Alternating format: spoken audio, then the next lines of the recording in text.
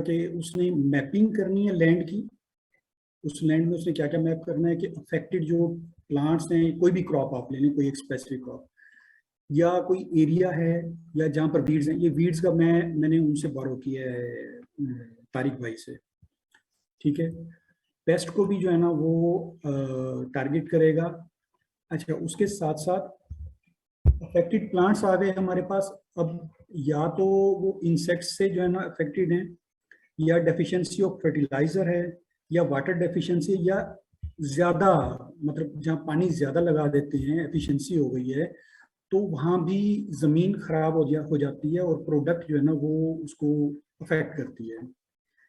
तो ड्रोन जो है, ये नीचे मैंने एक जस्ट एक दिखाने के लिए बनाया है कि ड्रोन जो है वो एक फील्ड में उड़ेगा, मैपिंग करेगा फील्ड की, और हमें बताएगा कि हमें इस स्पेसिफिक एरिया को टारगेट करना है इंसेक्ट्स के लिए। ठीक है। वहां पर वो स्प्रे के लिए हमें रिकमेंड करेगा। यहाँ पर आकर वो कहते हैं कि नहीं, यहाँ पर फर्टिलाइजर की डेफिशिएंसी है, तो हमें यहाँ पर रिकमेंड करेगा कि ये यहाँ पर आप फर्टिलाइजर थोड़ा ज्यादा दें। तो फर्टिलाइजर मतलब बाद में इसको डिटेल पर भी काम कर सकते हैं। उसके बाद जी यहाँ पर पानी की कमी है, यहाँ पर वीड्स आ रही हैं, या डिफरेंट इस तरह से मैपिंग हो जाएगी। इससे ये है कि काम बहुत तेजी से होगा। दूसरा ये है, इस एनालिसिस के साथ जब स्मार्ट स्प्रे करेंगे तो स्प्रे जो है ना सिर्फ टारगेटेड होगा, फर्टिलाइजर भी टारगेटेड होगा। इससे कॉस्ट सेविंग भी हो जाएगी, और मतलब प्रोडक्टिविटी भी बढ़ जाएगी। अच्छा, उसके लिए मैंने क्या किया है कि मेरे दो नेफ्यूज हैं। एक हैं, उन्होंने ग्रेजुएट किया है मुल्तान एग्रीकल्चर यूनिवर्सिटी से, और दूसरी हैं उन्होंने ग्रेजुएट किया, बल्कि अभी वो एमफिल का थीसिस पर रिसर्च कर रही हैं, थीसिस पर काम कर रही हैं। वो फैसलाबाद एग्रीकल्चर यूनिवर्सिटी में काम कर रही हैं। ठीक है, उनसे मैंने बात की है, और ये कुछ डेटा मैंने मंगवाया है। नजर आ रहा है ये पिक्चर्स? ठीक है, उनसे मैंने मतलब जनरल एक आइडिया पर बात की है, और hopefully with in a month मैं पाकिस्तान जब जाऊंगा तो मैं उनसे डिटेल में बात करूंगा, बल्कि उनके साथ फील्ड में जाकर भी जो है ना इस पर काम कर सकता हूँ। तो ये डिफरेंट उन्होंने मुझे अपने यूनिवर्सिटी का जो उनका रिकॉर्ड होता है, उसमें से जो उनको अलाउ था वो उन्होंने मुझे भेजा है। बाकी उन्होंने कहा है कि प्रोफेसर से बात करनी पड़ेगी। अभी तक उन्होंने शायद किसी प्रोफेसर से बात नहीं की, या इंतजामिया से बात नहीं की। और उसमें मुझे एक चीज़ और भी मालूम हुई है कि हर क्रॉप का, डिजीज का, और हर मतलब इन जैसे पेस्ट के हैं या फर्टिलाइजर के रिलेटेड कोई भी काम है, उसका सेपरेट डिपार्टमेंट है। तो हर डिपार्टमेंट से अलग अलग हमको ये डाटा लेना होगा। ठीक है, इस तरह से मैंने ये डिफरेंट मतलब जो चीज़ें मुझे समझ आई थी कि ये हमारे काम आ सकता है, या इस तरह का डाटा हमारा कंप्यूटर विजन में काम आ सकता है, तो ये मैंने उनसे मंगवा लिया था, और उसमें से भी मैंने सिलेक्टिव जो है ना कुछ पिक्चर्स ये निकाल कर रखी हैं। ये ट्रेनिंग के लिए काम आ जाएगा। लेकिन हम स्टार्ट तो कर यहाँ मैं पे ना मैं एक सवाल ये पूछना चाहूँगा कि जो असल में ना, अगर हम इफेक्टिव होना चाहते हैं, दो तरीके हैं, दो रास्ते हैं। एक है कि हम सीखने के ट्रैक पे चलें, और एक है कि हम इफेक्टिव होने के ट्रैक पे चलें। इसमें भी मैंने लोगों को देखा ना, जो ज़्यादा इफेक्टिव है वो प्री मेड मॉडल ही आगे भेज रहे होते हैं। प्री मेड मॉडल उठाते हैं और उन्हीं को जो है ना फाइनल करके थोड़ा सा टाइम लेते हैं और रेडी करके आगे भेज देते हैं। अगर हम यहाँ पे सिर्फ सीखना ही चाहेंगे तो सीखने के लिए फिर हमें इसी रूट को फॉलो करना पड़ेगा, जैसे आप बता रहे जी जी बिल्कुल। हैं।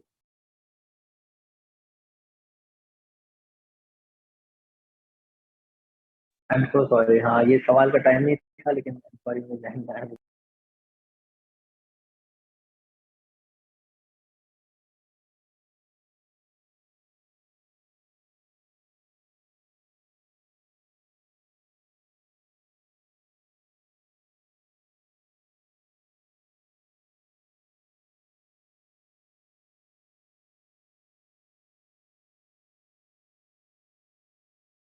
आई एम सो जी तो सॉरी ये, यार, डिस्टर्बेंस में तो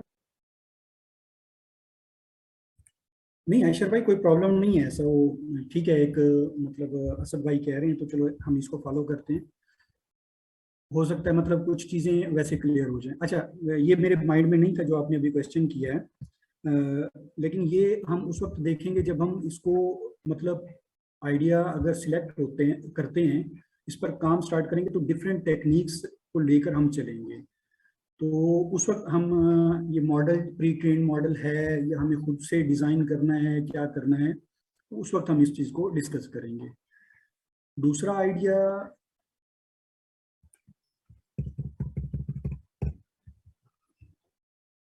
ये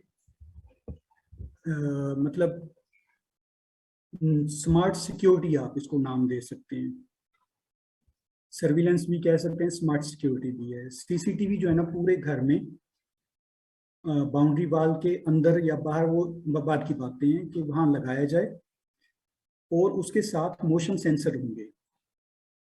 ठीक है, अब वो सीसीटीवी मॉनिटर कर रहा है, साथ साथ रिकॉर्डिंग भी हो रही है और ऑब्जेक्ट आइडेंटिफिकेशन या डिटेक्शन भी हो रही है।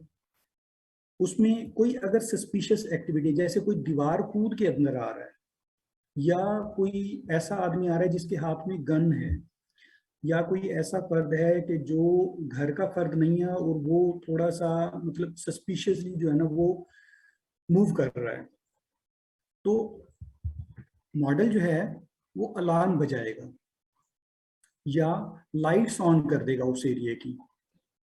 या ऐसा हो सकता है, इसमें एक और ऑप्शन भी है कि जो मोशन डिटेक्टर्स हैं वो जैसे ही कोई मोशन डिटेक्ट होती है लाइट ऑन करें, उसमें डिटेक्ट करें, अगर सस्पिशियस एक्टिविटी है तो अलार्म बजा दें। ठीक है, उसमें क्या हो सकता है कि मॉडल जो है ना वो घर के अफराद, एनिमल्स और इस तरह के जो बाकी हैं उनको आइडेंटिफाई कर सके। ऐसा नहीं है कि कोई भी मूवमेंट देखे तो उसमें वो अलार्म बजा दे। ठीक है, अच्छा, उसके साथ साथ ये, लेकिन यहाँ पर कुछ लीगल मतलब हर कंट्री के जो लेजिस्लेशन है ना वो डिफरेंट है। मैं एक मिसाल देता हूँ कि मेरा एक दोस्त है ऑस्ट्रेलिया में, उसने बताया कि एक घर में एक चोर आया, लेकिन वो जैसी दीवार कूदा तो अंदर वहां पर कचरा था। ठीक है, वो उस पर गिरा, जख्मी हो गया, उसकी टांग टूट गई, वो चला गया कोर्ट में, उसने उस मालिक मकान पर केस फाइल कर दिया और मालिक मकान को फाइन भी हुआ। किस बात पर? कि आपकी हाउस कीपिंग नहीं थी, आपकी वजह, हाउस कीपिंग की वजह से उस फर्द की टांग टूट गई है। हमारे लिए अगर हम बात करेंगे तो मजाहिया सी बात है, लेकिन हर कंट्री का जो लॉ है ना उसको हमें फॉलो कर, डार्ट फायरिंग करेगा उस पर्सन पर, ऐसा मैकेनिज्म भी डेवलप किया जा सकता है। या जो जैसे बैंक्स हैं, बैंक्स के अंदर भी जो है ना ये सिस्टम प्रोवाइड किया जा सकता है कि वो जैसे ही सस्पिशियस एक्टिविटी डिटेक्ट हो, पुलिस स्टेशन जो नियर बाई है वहां पर भी अलार्म साउंड होगा और उस बिल्डिंग में भी alarm sound. Okay okay. Fayaz भाई, थर्ड अगर वन, उसने यहाँ पाकिस्तान में केस फाइल कर दिया कोर्ट में ओनर के खिलाफ, तो फिर क्या होगा? बस वो तो फिर हमारी जिंदगी या उस ओनर की जिंदगी वहीं गुजर जाएगी कोर्ट में ही। नहीं, यहाँ पे तो केस नहीं जाएगा।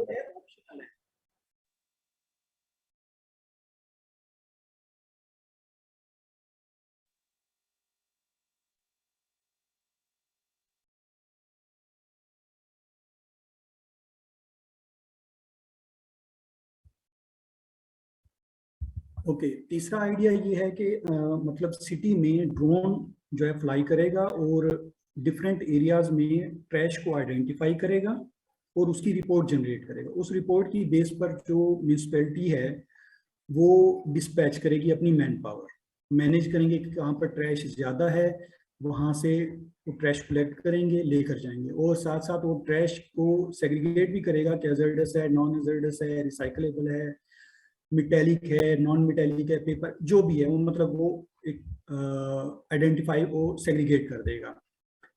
एक ये भी है, मतलब इसमें मैन पावर की जो है मैनेजमेंट आ जाएगी और आइडेंटिफिकेशन हो जाएगी, क्लीनिंग के लिए जो है बहुत अच्छा ये चल सकता है, स्पेशली पाकिस्तान कराची इस एरिया में अगर गवर्नमेंट इंटरेस्ट लेती है तो। ये मोस्टली ये सबको सुना होगा सबने, स्टॉक एक्सचेंज की जो है ना स्टॉक प्रेडिक्शन की है, बाय सेल्स के सिग्नल जनरेट किए जाएं। अच्छा, एक ये है कि ये टैगिंग जो है ना, हमने अभी तक जैसे सेज मेकर हमने पढ़ा था, सरकासम ने भी गाइड किया था कि टैगिंग या लेबलिंग जो काम है ना, ये सेज मेकर का जो एम तुर्क है या मतलब टीम्स बनती हैं, खुद से करना पड़ता, तो ये इस काम को एक क्रिएटिवली किया जाए। उसमें क्या किया जाए कि मॉडल को पिक्चर्स दे दी जाए। मतलब जैसे मैंने अभी यहाँ पर ये पिक्चर्स निकाली थी, ये सारी पिक्चर्स मैं मॉडल को दे देता हूँ, ठीक है, और मॉडल इनकी क्लस्टरिंग कर दे। जैसे हमने एनकोडर डिकोडर पढ़े थे, उसी तरह उसका एक लेटेंट स्पेस बन जाएगा। अब लेटेंट स्पेस को हम टारगेट करें और उससे हम उस पूरे क्लस्टर को एक ही नाम दे दें। जैसे कैट्स के हैं तो कैट्स की जो प्रॉपर्टीज हैं, या मैं अगर यहाँ से कोई एक ये लेता हूँ, कोई एक ये क्रॉप, तो इसकी जो मतलब कैरेक्टरिस्टिक्स हैं, मॉडल उसको एक्सट्रैक्ट करके एनकोड करके लेटेंट स्पेस में रखेगा, इसका एक सेपरेट क्लस्टर बनेगा, ठीक है। अब हम उस क्लस्टर को उठाकर उसको सिर्फ एक नाम दें तो इसके रिलेटेड जितनी भी इमेजेस होंगे सबको वो एक नाम या एक लेबल जो है ना वो असाइन हो जाएगा।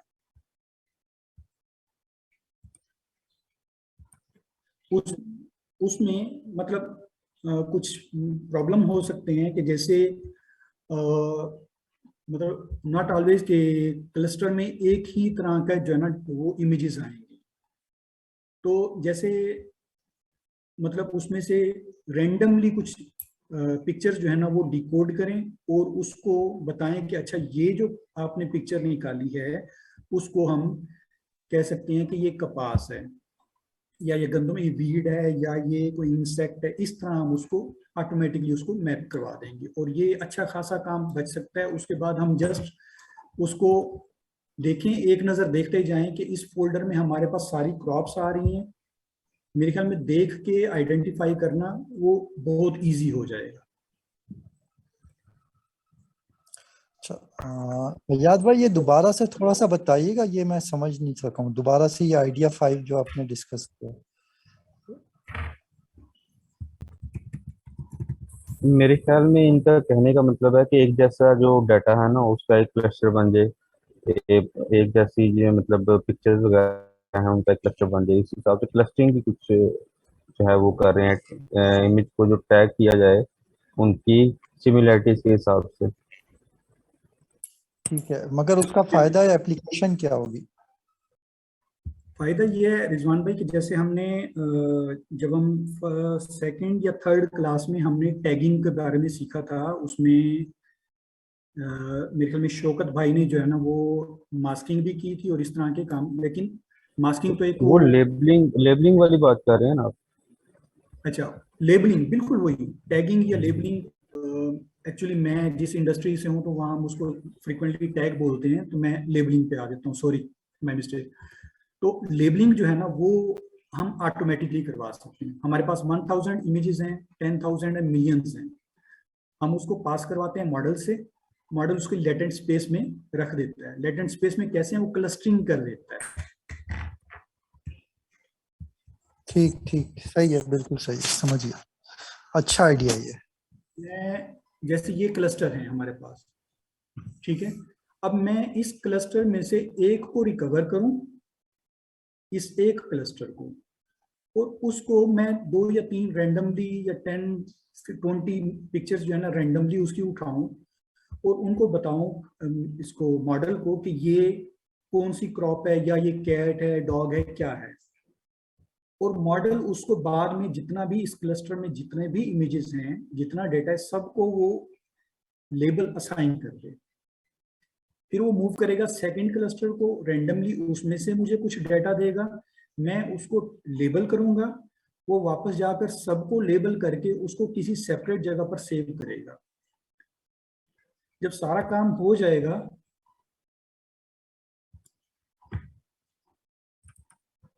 तो एक फोल्डर को आप उठाएं, ठीक है, और उसको इस तरह देखते जाएं। अब आप सारी पिक्चर्स कैट्स की देख रहे हैं और उसके लेबल हो चुके हैं कि ये कैट है, एक फाइल भी बन चुकी है कि ये कैट है। सारी पिक्चर्स देखते जाएं और जहां आपको लगे कि ये डॉग है उसको वहां से कट कर लें या वहां से निकाल दें, डिलीट कर दें। इस तरह आपका डेटा जो लेबलिंग है वो जरा फास्टर हो जाएगी।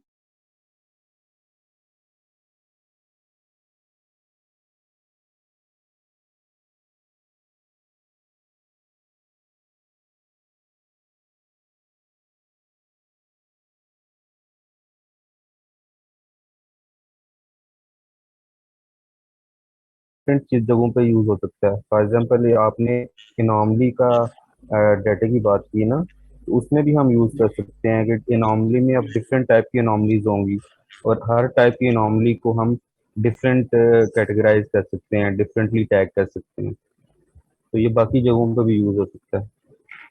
बिल्कुल बिल्कुल। ओके, लास्ट वन जो है वो मेरा ये ओपिनियन है कि ये डाटा एनालिटिक्स के रिलेटेड है, और ये अगर सरकासिम हैं या होते तो वो हमें सही से बता सकते। उसमें ये है कि ये एक तो पाकिस्तान में ये जो है ना, इसको हम डाटा कलेक्शन, इसके लिए डाटा चाहिए हमें एनालिटिक्स का प्रोसेस स्टार्ट करने के लिए। डिफरेंट एरिया में ना डिजीज डिफरेंट होती हैं, ठीक है, और जैसे उसकी हम एनालाइज कर सकते हैं कि किस वजह से वो डिजीज हो सकती है, कि उस सिटी के लोग क्या कंज्यूम कर रहे हैं, वहाँ की वाटर की क्वालिटी क्या है, और इस तरह के डिफरेंट वेरिएबल्स लेकर हम उस सिटी की जो डिजीज हैं उसको मतलब आइडेंटिफाई कर सकते हैं कि ये हो सकता है कि इस वजह से या इस फूड के कंज्यूम करने की वजह से या इन्वायरमेंट में ये प्रॉब्लम है उसकी वजह से ये डिजीज हो रही है। इसी तरह अगर सेम पैटर्न, सॉरी,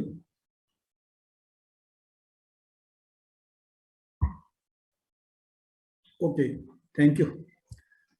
अच्छा, उसके साथ साथ हम डिफरेंट सिटीज का जो डाटा हमें मिलेगा उसमें पैटर्न्स आइडेंटिफाई कर सकते हैं कि ये सिटी भी मूव कर रहा है उसी तरह की कंजम्पशन की तरफ, तो यहाँ पर भी ये डिजीज हो सकती हैं। उसके साथ हम जो है ना मेडिकेशन जो है ना उसको अरेंज कर सकते हैं, वहाँ पर एक्सपर्टीज जो है वहाँ पर वो डिप्लॉय कर सकते हैं, और मैन पावर मैनेजमेंट, इस तरह के बहुत सारे काम जो इस पर अगर काम करते हैं तो उसमें बहुत सारी पॉसिबिलिटीज आ सकती। लेकिन मेरी नज़र में ये एट फर्स्ट ग्लांस जो है ना ये डाटा एनालिटिक्स का प्रोजेक्ट है, और अगर मॉडलिंग करनी है तो वो नेक्स्ट अगर कोई सिटीज हैं उनकी प्रिडिक्शन के ऊपर मॉडलिंग की होगी।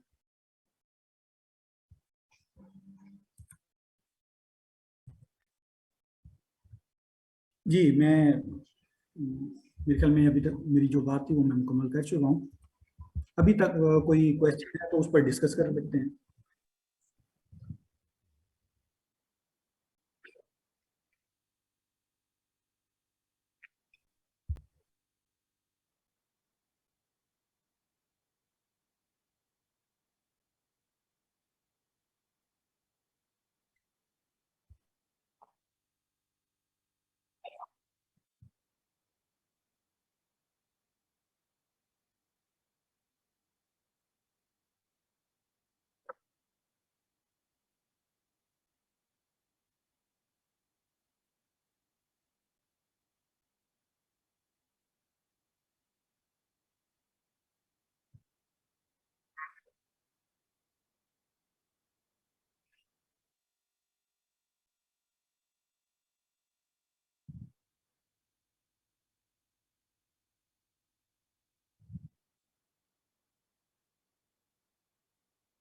जी बहुत